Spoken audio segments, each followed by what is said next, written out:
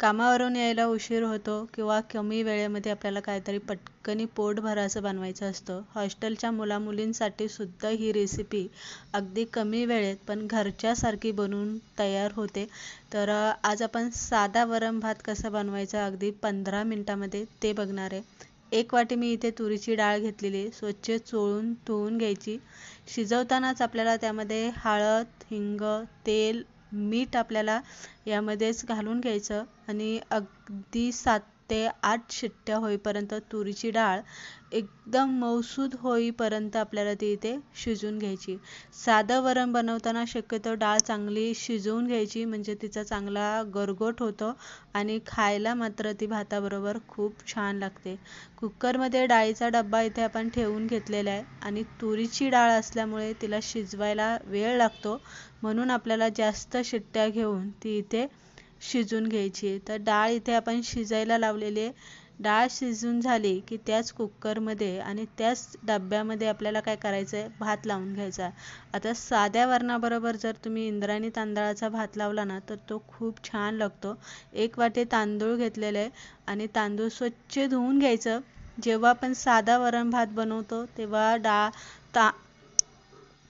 भात शिजतानाच आपल्याला त्यामध्ये तूप घालायचं, म्हणजे एक्स्ट्राचं तूप नंतर आपल्याला घ्यायची काही गरज पडत नाही. भात तुपामध्ये चांगला शिजल्यामुळे त्याला एक वेगळी चव येते आणि भात एकदम मऊसूद असा शिजला जातो. तूप इथे घालून घेतलेले, झाकण लावून घ्यायचं आणि अगदीच आपल्याला इथे 3 ते 4 शिट्ट्या करून घ्यायच्या. साधा वरण भात बनवत असल्यामुळे भात सुद्धा आपल्याला चांगला मऊसूद इथे शिजून घ्यायचा आहे. डाळ इथे शिजून घेतलेली आहे, चांगली आपल्याला रवीने किंवा चमच्याने हाटून घ्यायची. डाळ हाटून घेतली, कढईमध्ये तेल घालायचं, जिरी मोहरीचा याला तडका द्यायचा, हिरव्या मिरच्या घालायचा, कढीपत्ता घालायचा. थोडंसं आपल्याला तेलामध्ये तडक्याला हळद आणि हिंग अगदी आपल्याला चिमूट घालायचे, कारण आपण शिजवतानाच त्यामध्ये दोन्ही गोष्टी घातलेल्या आहे. हळद हिंग घातलं की बारीक चिरलेली कोथिंबीर तुमच्याकडे असेल तर घालायची. आणि दुसरी गोष्ट म्हणजे काहीतरी वेगळ्या पद्धतीने आपण वरण बनवणार आहे, वेगळी चव लागावं म्हणून मी इथे ओलं खोबरं किसून यामध्ये घातलेलं आहे, कारण आपण तोंडी वगैरे लावायला काहीच बनवणार नसतो. वेळही तेवढा आपल्याकडे कदाचित नसतो तेव्हा, आणि एकदम कमी वेळेत आपल्याला बनवायचं असतं. तर इथे ओलं खोबरं घालून घेतलेलं आहे. 2 मिनिट तेलामध्ये आपल्याला हे सगळं चांगलं परतून घ्यायचं. हाटून घेतलेली डाळ आपल्याला यामध्ये घालायची. पाणी आपल्याला थोडंसं अंदाजाप्रमाणे घालायचं आणि अगदी आपल्याला 10 मिनटं डाळ चांगली इथे उकळून द्यायची. चवीप्रमाणे त्यामध्ये थोडंसं मीठ घालायचं आहे.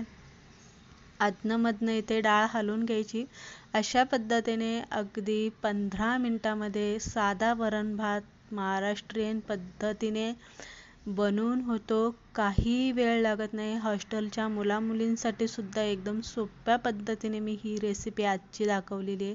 घरी तुम्ही कामावरून येणार असाल, घरी टाईम झाला असेल, अशा वेळेस पटकन आपल्याला काहीतरी पोटभरीचं पण व्यवस्थित खायचं असतं, तेव्हा या पद्धतीने तुम्ही हा पर्याय म्हणून डाळ भात साध्या पद्धतीने तुम्ही इथे बनवून घेऊ शकता. रेसिपी तुम्हाला आवडली असेल, लाईक करा, शेअर करा आणि तुम्हाला कशी वाटली वरण भाताची रेसिपी ते सुद्धा तुम्ही इथे कमेंट करून सांगा. वरणाला छान अशी उकळी आलेली आहे, त्यानंतर छान ताटामध्ये भात वरण घेऊन बरोबर